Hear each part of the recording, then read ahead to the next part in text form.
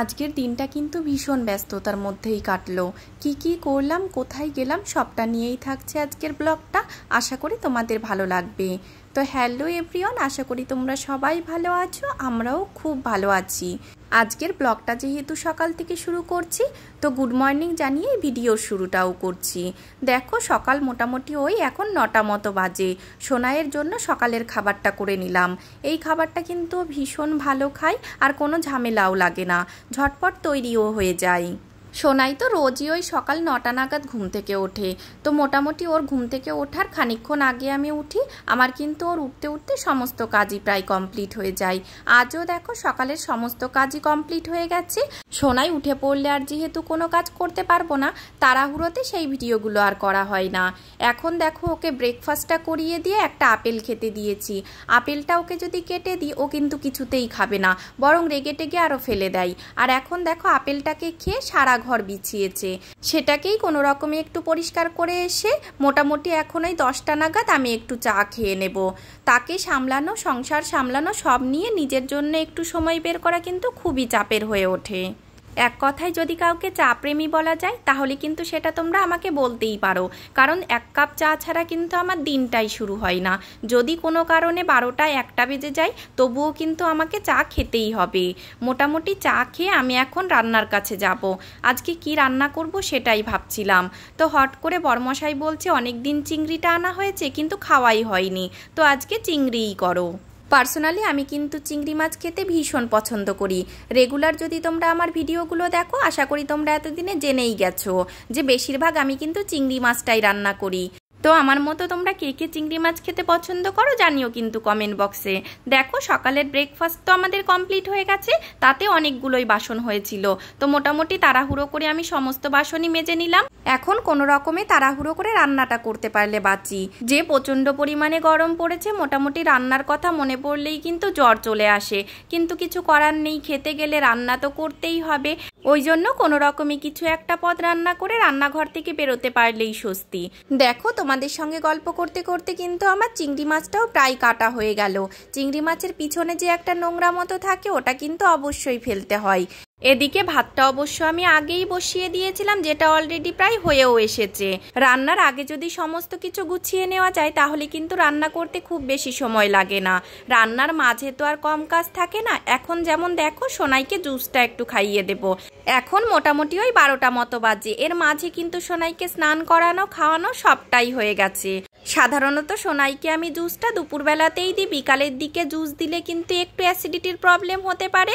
সোনাইকে juice টুস খাইয়ে তোর বাবার কাছে রেখে এসেছি। এদিকে আমি এসে রান্নাটা তড়িঘড়ি করে নেব। আজ করব পটল চিংড়ি আর কলমি শাক ভাজা।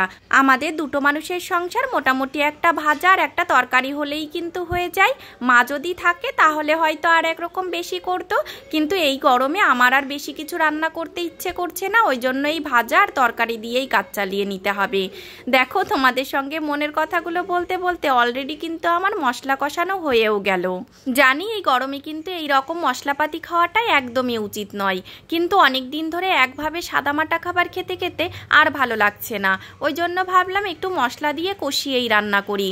চিংড়ি মাছ, ইলিশ মাছ এগুলো কিন্তু এমনিতেই ভীষণ সুস্বাদু একটা মাছ। এগুলো রান্না করতে আহামরি তেমন কিছুই লাগে না, কিন্তু আজ একটু এইভাবে খেতে ইচ্ছে করলো, ওই জন্য এইভাবেই রান্না করলাম। তোমরা কে কে এইভাবে পটল চিংড়ি খেতে পছন্দ করো জানিও কিন্তু আমাকে কমেন্ট বক্সে। এদিকে পটল চিংড়িটাও হয়ে গেছে, অন্য একটা সাইডে আমি শাক ভাজাটাও করে নিয়েছি। একই সঙ্গে কিন্তু আমার দুটো রান্নাই হয়ে যাবে। আর ওদিকে তো আগেই অলরেডি ভাতটা হয়ে গেছে। মোটামুটি রান্না আমার প্রায় শেষের মুহূর্তেই চলে এসেছে। দেখো দুজন মানুষ, অল্প পরিমাণেই শাক করেছি।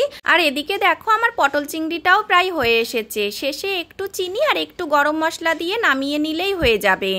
তোমরা চিংড়ি না ইলিশ কোনটা বেশি খেতে ভালোবাসো জানিও কিন্তু কমেন্ট করে। এখন দেখো মোটামুটি ওই 1:30টা মতো বাজে। সোনাইকে আগে খাইয়ে নেব। আমাদের কিন্তু কারোরই এখনো স্নান করা হয়নি। এর মাঝে কিন্তু অনেক কাজই ছিল যেগুলো আমি ঝটপট করে করে নিয়েছি। সোনাইকে না খাইয়ে যদি নিজে স্নান করতে যেতাম তাহলে কিন্তু স্নান করা, পুজো দেওয়া, তারপরে এসে খাওয়াতে খাওয়াতে অনেকটাই দেরি হয়ে যেত। ওই জন্য আগে গিয়ে ওকে খাইয়ে নিলাম। তারপরে যত সমস্ত কাজ ছিল সমস্ত কিছু করে আমি তাড়াহুড়ো করে স্নানটাও করে এসেছি। এখন ভুরিভোজের পালা। ঘড়ির কাঁটা এখন দুপুর প্রায় 2:30 ছুঁই ছুঁই। এখানে দেখো অলরেডি আমি কি কি রান্না করেছি সেটা তো তোমাদের সঙ্গে আগেই শেয়ার করেছি। আর রোজই কিন্তু আমাদের পাতে কোনো না কোনো রকমের শাক থাকেই, সেটা শাক ভাজা বলো কিংবা শাকের তরকারি। যেমন দেখো কালকেও এক রকমের শাক ভাজা করেছিলাম, যেটার মধ্যে একটু রয়েও গেছে। একটুখানি তরকারি করলেই যেহেতু হয়ে যায়, আর শাকের তরকারি করলে সেটা তো আর রাতে খাওয়া যায় না, সেই জন্য থেকেই যায়। দুটো মানুষ কতটাই বা খাবো বলো। আর এখানে দেখো চিংড়ি মাছের তরকারিটা কতটা লোভনীয় হয়েছে। তোমরা যদি এভাবে না খেয়ে থাকো একবার হলেও ট্রাই করো, ভীষণ ভালো লাগে। সকাল থেকে নানান রকম কাজের ব্যস্ততায় কিন্তু রেস্টই নেওয়া হয় না। এই খাওয়ার পরে দুপুর টাইমটা একটু রেস্ট নেওয়া হয়। এখন কিন্তু মোটামুটি ওই 6:30 থেকে 7টা মতো বাজে। তোমাদের সঙ্গে তো আগেই শেয়ার করেছিলাম ধানবাদ থেকে এই যে মাইকটা নিয়ে এসেছে, যেটা নিয়ে বাবা ছেলের মধ্যে কিন্তু দিনরাত প্রতিযোগিতা লেগেই আছে। তো যাই হোক, ওরা এখানে যা করছে করুক, আমার তো চা খেতেই হবে। ওই জন্য আমি রান্নাঘরে গিয়ে একটু চা করে নিয়ে আসব। কেউই এই গরমে চা খাবে না, কিন্তু আমার তো চা খেতেই হবে। সাধারণত দুধ চাটা খাওয়া হয় না, কিন্তু আজ একটু ইচ্ছে করলে ওই জন্য আজ একটু দুধ চা আর মুড়ি করলাম। আমার মতো তোমরা কে কে আছো যাদের এই গরমেও সকাল সন্ধ্যা চা না ছাড়া চলেই না, জানিও কিন্তু কমেন্ট করে, জানলে কিন্তু ভালোই লাগবে। যাই হোক, আমার দলে কেউ তো আছে। এখন মোটামুটি ওই 8টা মতো বাজে। আজ কিন্তু ঘুরতে যাওয়ার তেমন কোনো প্ল্যানই ছিল না, ওই জন্য দেখো রেডি হয়ে বের হতে হতে অনেকটাই রাত হয়ে গেছে। কিন্তু বরমশাই বলছে আজ যেহেতু ছুটি আছে চলো একটু ঘুরে আসি, কাল থেকে তো আবার ডিউটি শুরু হয়ে যাবে, তেমন কোথাও ঘোরাও হবে না। আর আমাদের ঘুরতে যাওয়া মানেই তো কাঁচরাপাড়া, সঙ্গে সাংসারিক কিছু কেনাকাটি আর একটু খাওয়া দাওয়া, ব্যাস ঘন্টা 2 টাইম কাটিয়ে আবার ফিরে আসবো। সন্ধ্যাবেলায় সবাই মিলে কিন্তু এই রকম একটু ঘুরতে গেলে মন আর মাথা দুটোই ভালো হয়ে যায়। সোনাইকে নিয়ে একা একা তো আর ঘুরতে যাওয়া হয় না, যেদিন তার ছুটি থাকে সেই দিনই সবাই মিলে একটু ঘুরতে যাওয়া হয়। আর এখন যেহেতু মা নেই, চাপটাও একটু বেড়ে গেছে, আর তেমন কোথাও বেরোনোও হয় না। দেখো তোমাদের সঙ্গে গল্প করতে করতে কিন্তু আমরা কাঁচরাপাড়া স্টেশন থেকে বেরিয়েও পড়েছি। আমি বলো বা সে, আমরা দুজনে কিন্তু সমানে চুজি। তো মোটামুটি একটা জিনিস যদি একদিন দেখি আমাদের কিন্তু কোনো দিনই পছন্দ হয় না। মোটামুটি 10 দিন ঘোরার পরে তবে গিয়ে একটা জিনিস পছন্দ হয়। যেমন দেখো এই সানগ্লাসটা, মোটামুটি 2-3 দিন কিন্তু অলরেডি দেখা হয়ে গেছে, আজও দেখা হলো, পছন্দ হলো না। এটা আবার কবে পছন্দ হবে সেটার কোনো ঠিক নেই। আবার এমন এমন সময় আসে যেটা কিন্তু ভেবেই আসি না, একবার দেখাতেই পছন্দ হয়ে যায়, সেটা নিয়ে আর দ্বিতীয়বার ভাবতেই হয় না। আমাদের মতো তোমাদের সঙ্গেও কি এরকম হয় জানিও কিন্তু কমেন্ট করে। মোটামুটি টুকিটাকি জিনিসই নেওয়ার ছিল। এখান থেকে দেখো সোনাইয়ের জন্য একটা বোতলও নিয়ে নেব।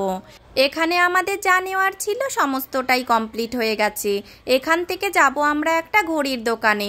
তার আগে দেখো সোনাইয়ের তো বেলুন নিতেই হবে, এটা তো ওর রোজকার গল্প। তো যাই হোক, যথারীতি সোনাই এখান থেকে একটা বেলুন নিয়ে নিল। আর এখানেই গান্ধী মোড় পার করে একটা ঘড়ির দোকান আছে, যেখান থেকে মোটামুটি আমরা ঘড়ি কেনা থেকে শুরু করে ঘড়ি সারানো সবটাই করি। ঘড়ির দোকানে মেনলি আসা আমার ঘড়ির ব্যাটারিটা সারানোর জন্য।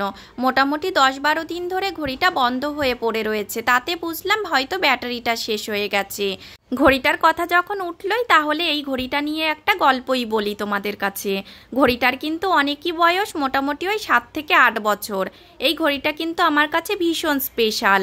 রাজু যখন প্রথম চাকরি পেয়েছিল, সেই প্রথম চাকরির প্রথম বেতন দিয়ে আমাকে এই ঘড়িটা কিনে দিয়েছিল, ওই জন্যই এটা আমার কাছে ভীষণ স্পেশাল।